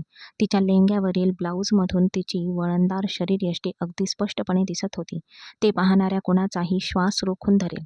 आर्यवीरने एक खोल, जड श्वास घेतला. अखेर तोही एक तरुण, उग्र स्वभावाचा माणूस होता. सान्वीच्या शरीरातून दरवळणारा चंदन आणि मोगऱ्याचा मंद सुगंध आणि तिचे ते अथांग सुंदर रूप विजेच्या कडकडाटाप्रमाणे आर्यवीरच्या नसांमधून धावले. या उफाळातून येणाऱ्या तारुण्याच्या लाटेपुढे त्याचा आत्मसंयम, त्याचे सर्व नियम आणि कायदे गवताच्या काड्यांप्रमाणे वाहून गेले. त्याच्या डोळ्यातील राग एका खोल, अनियंत्रित पुरुषी उत्कटतेत, वासनेच्या पलीकडच्या शुद्ध इच्छेत बदलू लागला. तो आपली तहानलेली नजर सान्वीच्या सुगंधित अस्तित्वावरून हटवू शकला नाही आणि त्याचे हृदय मोठ्याने साक्ष देत होते की या आगीत जळणे हेच त्याचे नशीब होते. सान्वीची धाडसी शैली, तिचा सुगंध आणि ही जवळीक या सगळ्याने आर्यवीरच्या मनात सुप्त असलेल्या तरुण भावनांना इतक्या तीव्रतेने जागृत केले की तो स्वतःला आवरू शकला नाही. त्याने एक खोल, धुंद करणारा श्वास घेतला आणि एक क्षणही वाया न घालवता आपल्या मजबूत हात सान्वीच्या नाजूक कमरेभोवती टाकून तिला पूर्ण ताकदीने स्वतःकडे ओढले. सान्वी थेट त्याच्या रुंद छातीवर कोसळली. आर्यवीरचे धगधगते, उत्कट डोळे सान्वीच्या चेहऱ्यावर खिळले होते. सान्वीच्या कमरेवर त्याच्या बोटांची पकड इतकी घट्ट होती की सान्वीचाही श्वास कोंडला. सान्वी, तू स्वतःच आगीशी खेळण्याचा हट्ट धरला आहेस. आर्यवीरचा आवाज आता कठोर नव्हता, तर तो तीव्र उत्कटतेने भरलेला होता आणि त्या तीव्रतेचे रूपांतर एका जड गुरगुरण्यात झाले होते. आता जर तू या आगीत भाजलीस तर माझ्याकडे तक्रार करू नकोस. सान्वीचा चेहरा पुन्हा एकदा खोडकरपणे लाल झाला, पण यावेळी तिच्या डोळ्यात आपल्या रागवलेल्या माणसाला वितरवण्याच्या विजयाची चमक होती. आर्यवीरने क्षणभरही आपली पकड ढिली केली नाही. एका सहज, धुंद हालचालीत त्याने अन्वीला आपल्या मजबूत बाहूंमध्ये उचलले. सान्वीच्या लेहंग्याचा पदर आणि तिच्या पायातील पैंजण हवेत किणकिणले. आर्यवीरची जड पावले पलंगाकडे सरकली आणि त्याने सान्वीला त्या मोठ्या फुलांनी सजलेल्या पलंगावर हळुवारपणे झोपवले. सान्वीला पलंगावर सोडून तो किंचित मागे सरकला. त्याची ज्वलंत नजर तिच्यावर खिळली होती. त्याच्या कुर्त्याची बटणे सैल करत एक-एक करून तो ती बटणे काढू लागला. आता सान्वीचा श्वास खरंच खूप जलद झाला होता. त्या अंधुक प्रकाशात जेव्हा तिने आर्यवीरला पहिल्यांदा पाहिले, त्याचे रुंद, मजबूत आणि धष्टपुष्ट पुरुषी शरीर इतक्या जवळून पाहून तिच्या मनात एक विचित्र भीती दाटून आली. पण आता ती मागे हटू शकत नव्हती. ती युगानुयुगे आर्यवीरच्या गुप्तपणे आणि मनापासून प्रेमात होती. आता तिचा प्रियकर, तिचा नवरा इतका जवळ असताना ती कशी मागे हटणार होती? तिने विनाकारण आर्यवीरशी लग्न करण्याचा आग्रह धरला नव्हता. तिला चांगलेच ठाऊक होते की या कठोर आणि रागीट मुखवट्यामागे आर्यवीरचेही तिच्यावर प्रेम होते. आर्यवीरच्या डोळ्यात तिच्याबद्दलची ती खास चमक आणि काळजी तिने कितीतरी वेळा पाहिली होती.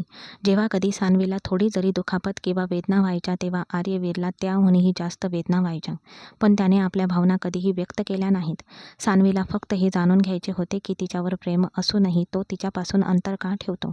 पण या क्षणी, जेव्हा आर्यवीरने सर्व दरी मिटवून तिच्याशी नातेसंबंध प्रस्थापित करण्यासाठी खऱ्या अर्थाने पुढाकार घेतला, तेव्हा सान्वीच्या निरागस चेहऱ्यावर पहिल्यांदाच अस्वस्थता आणि भीतीची स्पष्ट रेषा दिसू लागली. सान्वीच्या चेहऱ्यावरचा हा बदल आणि भीती ओळखून आर्यवीरच्या ओठांवर एक हलकेसे उपहासात्मक हास्य पसरले. पण त्याच्या डोळ्यात नकार नव्हता, उलट आशेचे भाव होता. एक विशेष आकर्षण होते. अनेक वर्षांपासून त्याने मनात दडवून ठेवलेली इच्छा आता त्याच्या डोळ्यातून प्रकट झाली होती. सान्वीचे सौंदर्य आणि सुगंध पाहून त्याला एक प्रकारची धुंदी चढली होती. आता त्याला या आशेचे एका अशा ध्यासात रूपांतर करायचे होते जो त्याच्या संपूर्ण अस्तित्वावर हावी होईल. सान्वीची भीती पाहून तो तिला हलकेच चिडवत अगदी हळू आणि जड आवाजात म्हणाला, काय झालं माझ्या प्रिये? तू आता का घाबरली आहेस? तू स्वतःच पूर्ण अधिकाराने म्हणाली होतीस की तुला ही सुहागरातीचा विधी पूर्ण करायचा आहे. मग तू आता का घाबरली आहेस? असे म्हणून तो एका झटक्यात तिच्यावर झुकला, ज्यामुळे त्याची मजबूत आणि धगधगती छाती सान्वीच्या नाजूक आणि कोमल शरीराला पूर्णपणे भिडली. त्यांच्यामधील अंतर पूर्णपणे नाहीसे झाले होते. आर्यवीरने आपला हात पुढे केला आणि सान्वीचा थरथरणारा हात धरला. त्याने आपल्या अंगठ्याच्या टोकाने तिच्या गुलाबासारख्या मऊ ओठांना हळुवारपणे स्पर्श केला. सान्वीच्या कोमल अस्तित्वाचा स्पर्श आणि तिच्या धडधडणाऱ्या हृदयाची आपल्या छातीवरची जाणीव होताच जणू काही आर्यवीरच्या आत ज्वालामुखीचा उद्रेक झाला होता. तो कमालीचा धुंद होत होता. आरतीशी लग्न झालेले असूनही तो आरतीच्या कधीही जवळ गेला नव्हता. किंबहुना आजपर्यंत तो कोणत्याही मुलीच्या जवळ गेला नव्हता. ही त्याच्या आयुष्यातील पहिलीच परिपूर्ण भावना होती, जी त्या क्षणी त्याच्या संपूर्ण अस्तित्वात निखाऱ्याप्रमाणे जळत होती. तो सान्वीच्या हृदयाच्या ठोक्यांमध्ये हरवून गेला होता. तो स्वतःला पूर्णपणे हरवून टाकण्यासाठी आतुर झाला होता. आर्यवीर आता आपल्या भावनांच्या आहारी पूर्णपणे वाहून गेला होता. तो आतुरतेने सान्वीच्या लाल ओठांकडे झुकला आणि त्यांना प्रचंड तीव्रतेने स्पर्श करू लागला. हा केवळ एक स्पर्श नव्हता, तर अनेक वर्षांपासून दाबून ठेवलेल्या एका तीव्र इच्छेची अभिव्यक्ती होती, जी अखेरीस सान्वीच्या सौंदर्यामुळे मुक्त झाली होती. त्याच्या ओठांनी सुरू झालेला हा प्रवास हळूहळू तिच्या मानेपर्यंत आणि नंतर तिच्या ब्युटी बोनपर्यंत. सान्वीचा श्वास इतका जलद झाला होता की तिच्या नाजूक हृदयाचे ठोके वेगाने वाढत होते. सान्वीच्या अस्तित्वातील ही तळमळ पाहून आर्यवीरचा संयम पूर्णपणे भंगला. त्याने सान्वीला प्रत्येक पडद्यापासून मुक्त केले होते. या धाडसी पहिल्या स्पर्शाने सान्वीच्या अंगावर काटा आला आणि लाजेने तिने लगेच आपला चेहरा हातांमध्ये लपवला. पण आर्यवीर तिथेच थांबला नव्हता. त्याला सान्वीच्या अस्तित्वाचा प्रत्येक कण आपल्या प्रेमाच्या धुंदीत बुडवून टाकायचा होता. या क्षणी दोघांच्याही भावना परमोच्च बिंदूवर पोहोचल्या होत्या. सान्वीलाही आता आपल्या प्रिय पतीची तीव्र ओढ लागली होती. ती त्याच्या मिठीत पूर्णपणे वितळायला तयार होती. तिच्या शरीराचा प्रत्येक भाग आता फक्त आर्यवीरच्या प्रेमाची मागणी करत होता. एकाच अचूक स्पर्शात आर्यवीरने सर्व अंतर मिटवून सान्वीच्या नाजूक देहाला मिठीत घेतले.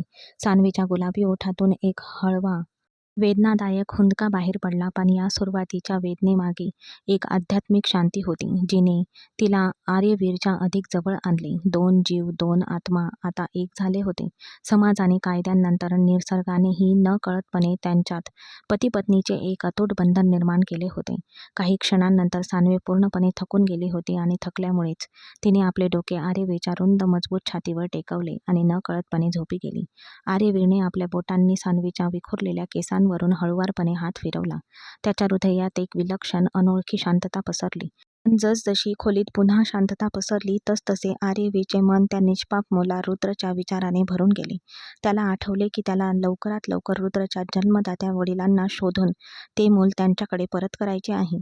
त्याने एक दीर्घ श्वास घेतला, सान्वीच्या कपाळाचे उत्कटतेने चुंबन घेतले आणि त्या निष्पाप मुलीला आपल्या मिठीत अधिक घट्ट धरले. भूतकाळातील चिंता क्षणभर विसरून आर्यवीर सुद्धा सान्वीच्या शेजारी गाढ झोपेत गेला. पहाटेची पहिली किरणे सिंग हवेलीच्या खिडक्यांना स्पर्श करत होती. सान्वीचे मंद प्रकाशात डोळे उघडले आणि स्वतःला आर्यवीरच्या मजबूत छातीला बिलगलेली पाहिले. आदल्या रात्रीचा तो जिव्हाळ्याचा आणि सुंदर क्षण आठवताच सान्वीच्या गालावर पुन्हा एकदा लाजेची लाली पसरली. तिने खेळकरपणे आपल्या बोटाने आर्यवीरच्या दाट मिशांना स्पर्श केला आणि त्याला जागे केले. सान्वीला इतक्या जवळ पाहून त्याला आदल्या रात्रीची धुंदी पुन्हा जाणवली. सान्वीच्या खेळकर स्वभावाने आणि तिच्या मनमोहक सौंदर्याने तो पुन्हा एकदा भारावून गेला होता. त्याने सान्वीला कमरेतून पकडून थोडे वर ओढले आणि तिचा चेहरा जवळ आणून हसत म्हणाला, "खरं सांगायचं तर तू जशी दिसतेस तशीच आतूनही आहेस. तू खूप कणखर आहेस. काल रात्री तू मला किती सहजपणे सांभाळत होतीस. खरं सांगायचं तर तुझी अवस्था पाहून मला भीती वाटत होती की त्याच रात्री मला तुला हॉस्पिटलमध्ये न्यावं लागेल. पण आता माझी पूर्ण खात्री पटली आहे." सान्वी आर्यवीर सिंग सान्वी लाजून आपला चेहरा लपवण्याचा प्रयत्न करू लागली. पण आर्यवीरच्या ओठांवर एक तीव्र उत्कटता उमटली होती. सान्वीच्या डोळ्यात पाहत तो जड आणि दाहक आवाजात म्हणाला, "म्हणूनच ती उत्कटता, त्या भावना ज्या मी काल रात्री तुझी भीती पाहून दाबून ठेवल्या होत्या आणि मोठ्या काळजीने तुझ्या जवळ आलो होतं, आता मला माझी सगळी इच्छा तुझ्या या कोमल अस्तित्वात उघडपणे ओतायची आहे." असे म्हणून अचानक त्याने सान्वीच्या अंगावरून ब्लँकेट बाजूला केले आणि तिच्या मऊ, लोण्यासारख्या, दुधासारख्या गोऱ्या शरीराला आपल्या मजबूत बाहूंमध्ये सामावून घेतले. सकाळच्या या अचानक झालेल्या सुरुवातीमुळे किंचित विरोध करत सान्वीने आपले हात त्याच्या छातीवर ठेवले. "अरे, असं कसं? अजून पहाटच झाली आहे." पण आर्यवीरची तीव्रता आणि त्याचा उत्कट स्पर्श तिच्यापुढे फिके पडले. सान्वीने पुन्हा एकदा स्वतःला त्याच्या प्रिय पतीच्या स्वाधीन केले आणि त्यांच्या श्वासाच्या उबदारपणाने खोलीच्या भिंती पुन्हा एकदा वितळल्या. खोलीच्या मंद प्रकाशात आणि श्वास थांबत असताना आर्यवीरने सान्वीला हळुवारपणे आपल्या मिठीत घेतले. त्याने सान्वीचा लाजेने लाल झालेला निरागस चेहरा स्वतःच्या चेहऱ्याजवळ धरला आणि थेट तिच्या थरथरणाऱ्या डोळ्यात पाहिले. तिच्या डोळ्यात राग नव्हता, कटुता नव्हती. तिथे फक्त सागरासारखे खोल प्रेम होते. जगाला वाटते की सिंग कॉर्पोरेशनचा आर्यवीर सिंग दगडाचा बनलेला आहे.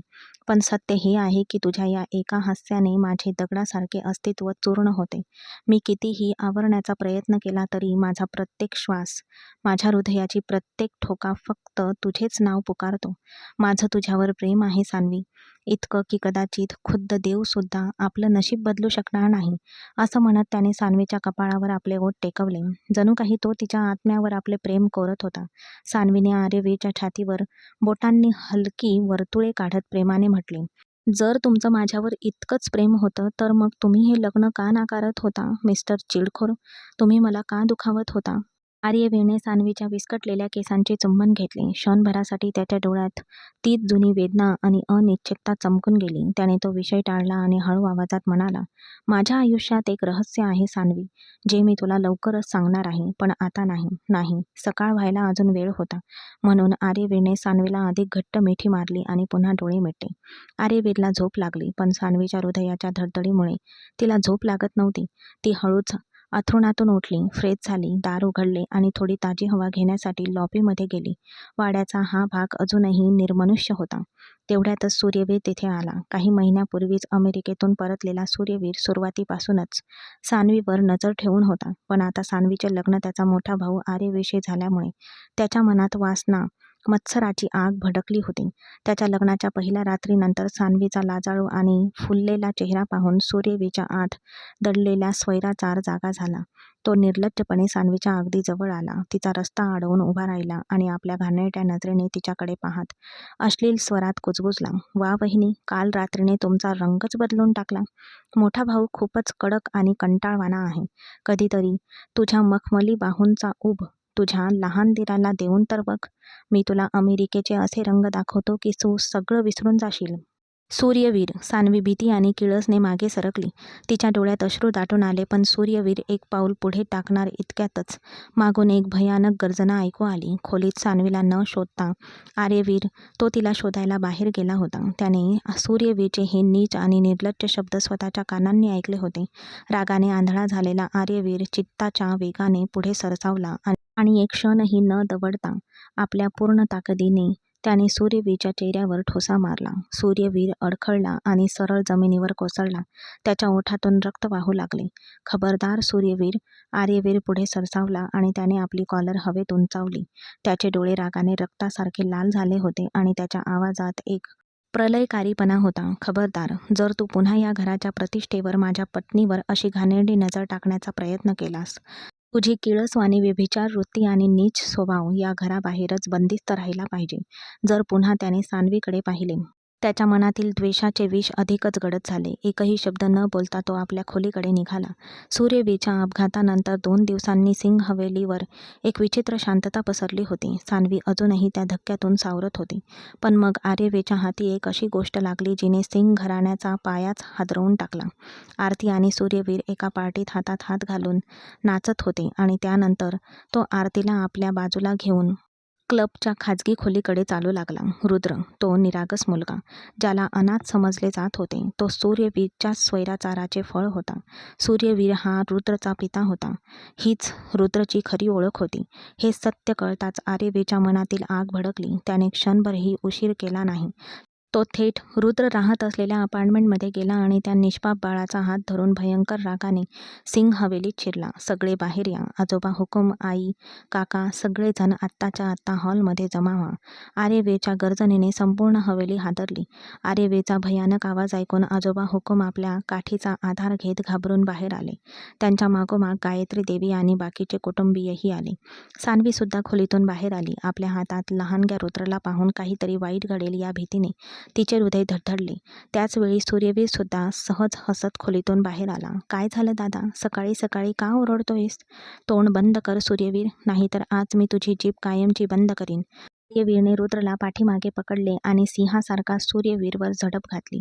त्याने खिशातून DNA रिपोर्ट आणि डिटेक्टिव्हची फाईल काढली आणि सूर्यवीरच्या दिशेने फेकली. कागदपत्रे हवेत विखुरली. सूर्यवीरची नजर त्या फोटोंमध्ये दिसणाऱ्या आरतीवर खिळली होती आणि काही नाजूक क्षण त्याच्या डोळ्यासमोरून तरळून गेले.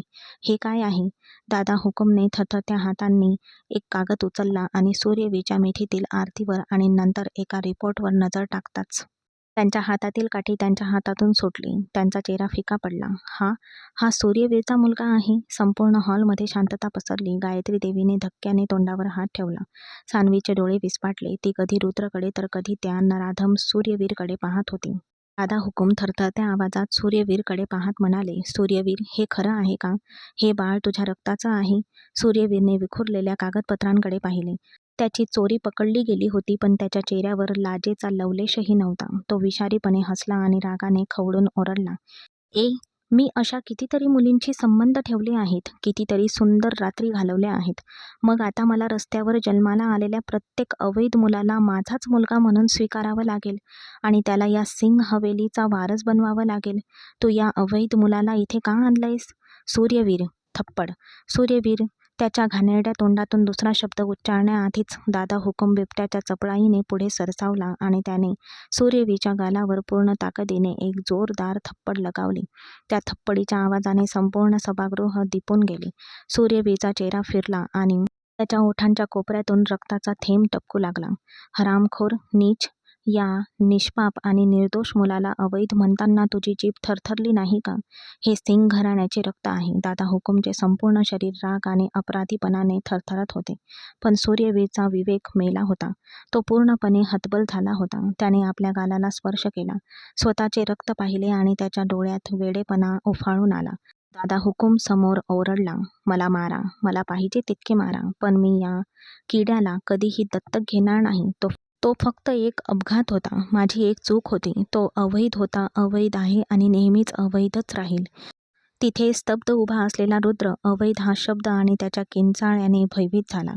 त्याच्या चिमुकल्या डोळ्यातून अश्रू वाहू लागले आणि तो आर्यवीरच्या पायांना बिलकुल मोठ्याने रडू लागला.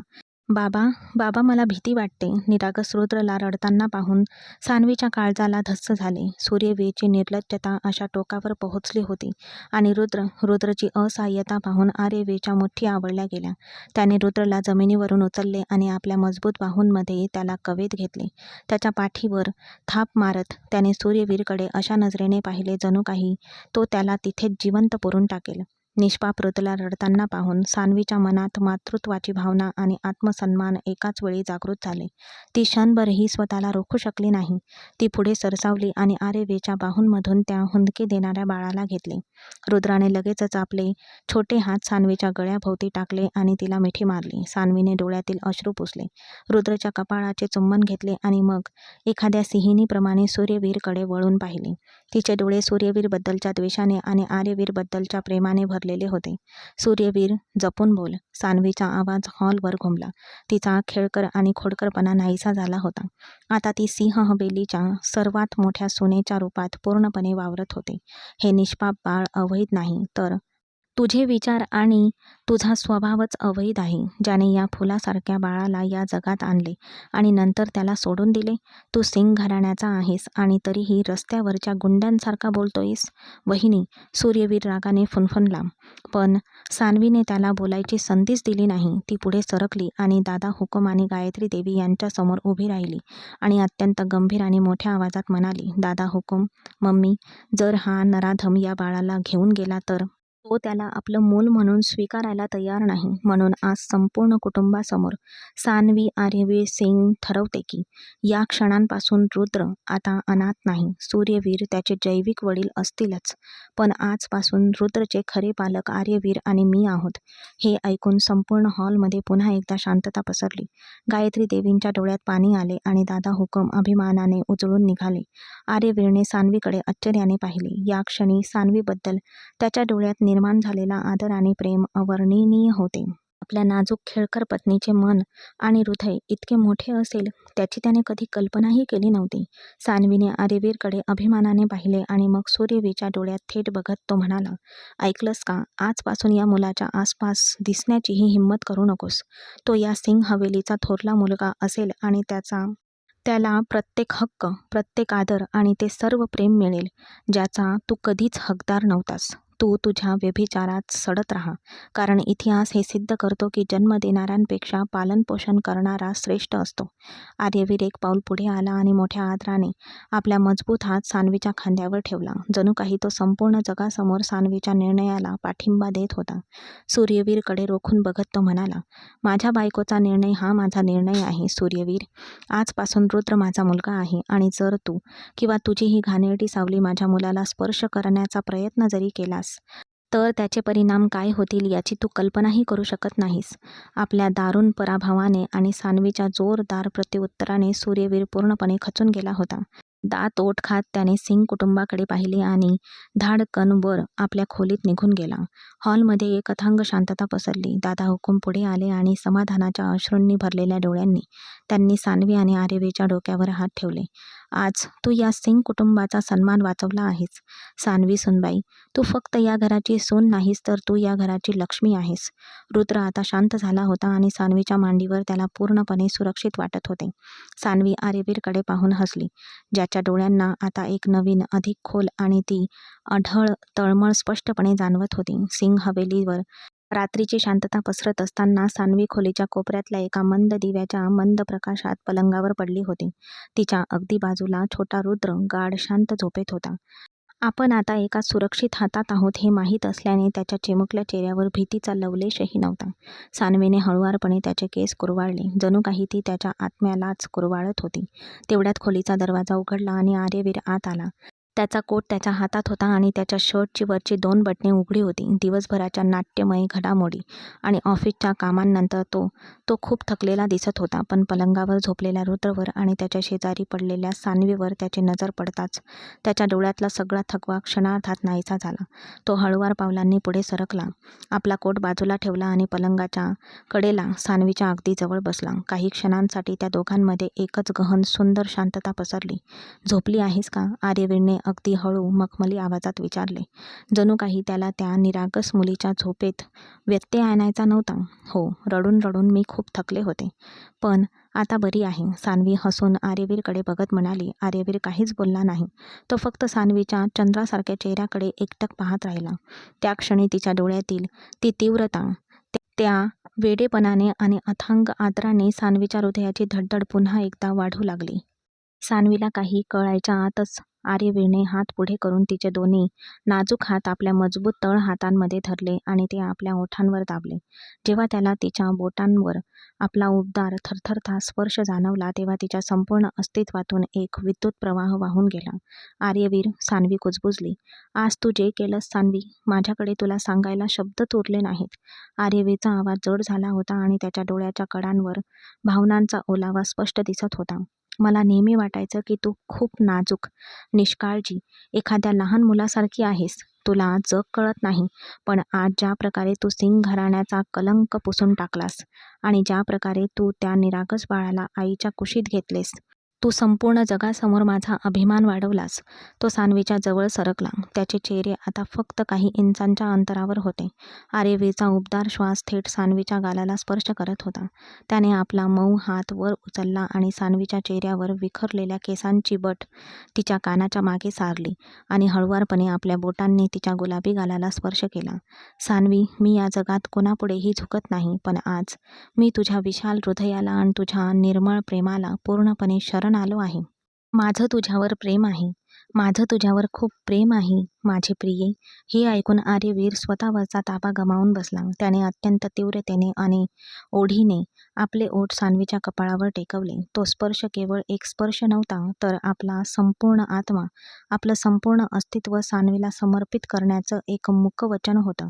तिच्या कपाळावरून त्याचे ओठ सान्वीच्या लाजेने थरथरत्या मिटलेल्या पापण्यांवरून सरकले. सान्वीचे डोळे मिटलेले होते, पण तिच्या ओठांवर एक सुंदर समाधानी हास्य रेंगाळत होते. तिने आपल्या नाजूक बोटांनी आर्यवीरची कॉलर घट्ट पकडली. जेव्हा आर्यवीरने आपले ओठ मागे घेतले तेव्हा सान्वीने आपले खोडकर पण प्रेमळ डोळे उघडले आणि आपल्या बोटाने त्याच्या दाट मिशांवरून हळुवारपणे हात फिरवत ती प्रेमाने म्हणाली, तर मिस्टर रागीट माणसा, अखेर तुम्ही हे मान्य केलंत की या हृदयावर फक्त आणि फक्त माझाच हक्क आहे. बरं, मी रुद्रला दत्तक घेतलंय, पण या मोठ्या बाळाची काळजी घेण्याची जबाबदारी सुद्धा माझीच आहे, बरोबर ना? आर्यवीच्या ओठांवर एक मोहक पुरुषी हास्य उमटले. त्याने सान्वीला कमरेवरून पकडून जवळ ओढले. त्यामुळे सान्वीची छाती थेट त्याच्या रुंद छातीला भिडली. सान्वी, तू त्याला फक्त दत्तक घेतले आहेस, पण तुला आयुष्यभर या मोठ्या बाळाला सांभाळावं लागेल. आणि माझ्यावर विश्वास ठेव, त्याचा हट्टीपणा आणि वेळ खूप धोकादायक आहे. आर्यवीर तिच्या डोळ्यात पाहत जड आवाजात म्हणाला. खोलीतील मंद प्रकाशात त्यांचे श्वास एकमेकात मिसळून गेले. बाहेरचे जग कितीही वादळी असले तरी त्या बंद खोलीत फक्त त्यांचे अथांग प्रेम, एक नवीन परिपूर्ण कुटुंब आणि एकमेकांच्या अस्तित्वात हरवून जाण्याची अतूट इच्छा होती. हळूहळू सिंग हवेलीतील जीवन पूर्वपदावर येऊ लागले. रुद्रच्या निरागस आणि खोडकर वागण्याने घरभर आनंदाच्या नव्या छटा पसरू लागल्या. आजोबा हुकूम, गायत्री देवी आणि आर्यवीरचे वडील आनंदजी हे सर्व त्या मुलाच्या बोबड्या आवाजाने आणि किलबिलाटाने खूप आनंदी झाले होते आणि आपला सर्व वेळ त्याच्यासोबत घालवत होते. दुसरीकडे जेव्हा जेव्हा सूर्यवीर रुद्रला पाहत असे तेव्हा त्याच्या पाषाण हृदयात दडलेले पितृप्रेम आणि स्नेह हळूहळू जागे होऊ लागले. तो आपल्याच मुलाकडे पाहणे टाळू लागला. नक्कीच, पण अंतर्मनात त्याचं मन रुद्रासाठी तळमळत होते, कळवळत होते. आणि एके दिवशी जे व्हायचं होतं तेच झालं. लॉबीमध्ये खेळत असताना रुद्र जिन्याच्या रेलिंगच्या खूप जवळ गेला आणि त्याला लटकू लागला. त्याला त्या अवस्थेत पाहून सूर्यवीचा जीव जाता जाता वाचला. एक क्षणही न घालवता तो वेगाने धावला आणि ऐनवेळी रुद्रला आपल्या छातीशी कवटाळून त्याला खाली पडण्यापासून वाचवलं. भीतीने भरलेल्या सूर्यवीच्या डोळ्यात अश्रू दाटून आले.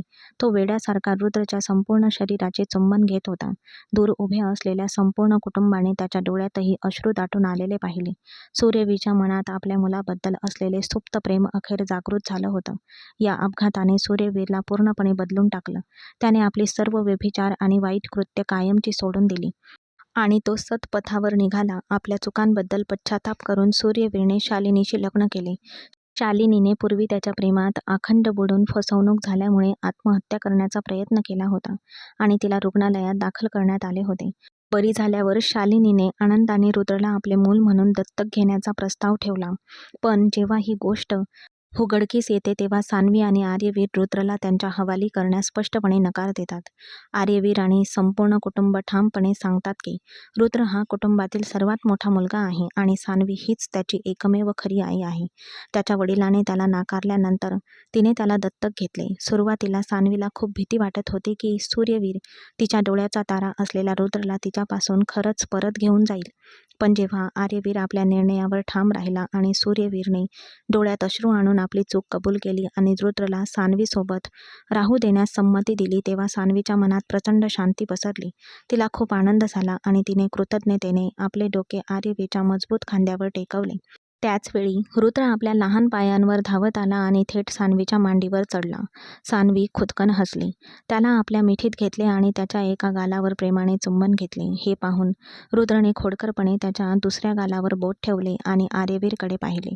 आर्यवीरच्या ओठांवर एक सुंदर स्मित उमटले आणि त्याने खाली वाकून आपले ओठ रुद्रवीरच्या दुसऱ्या गालावर टेकवले. आज सिंग हवेलीचे अंगण एका परिपूर्ण, आनंदी आणि अतूट कुटुंबाचे साक्षीदार होते.